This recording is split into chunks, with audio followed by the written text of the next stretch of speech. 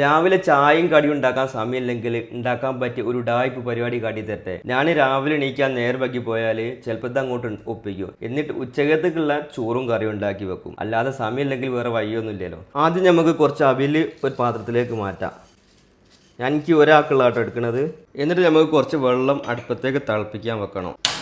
വെള്ളം തിളച്ച് വന്നാൽ പാകത്തിനുള്ള പൊടി ഇട്ട് കൊടുക്കുക, ചായപ്പൊടി. എന്നിട്ട് പഞ്ചസാര ഇട്ട് കൊടുക്കുക. പഞ്ചസാര ഇടുമ്പോൾ ഒരു ഗ്ലാസ് ചായയിലേക്ക് 2 സ്പൂണ് പഞ്ചസാര ഇട്ട് കൊടുക്കണം കേട്ടോ.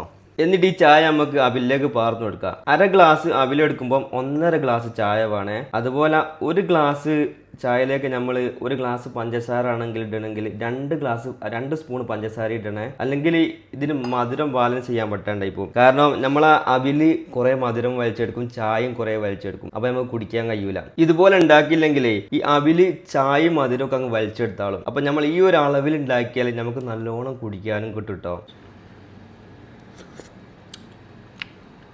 ഇതിങ്ങനെ കുടിക്കാൻ നല്ല ടേസ്റ്റാട്ടോ. ഇങ്ങനെ ചായ അവിലുണ്ടാക്കി കുടിക്കണമല്ലോ. കമൻറ്റിൽ റീപ്ലൈ അറിയിക്കണേ.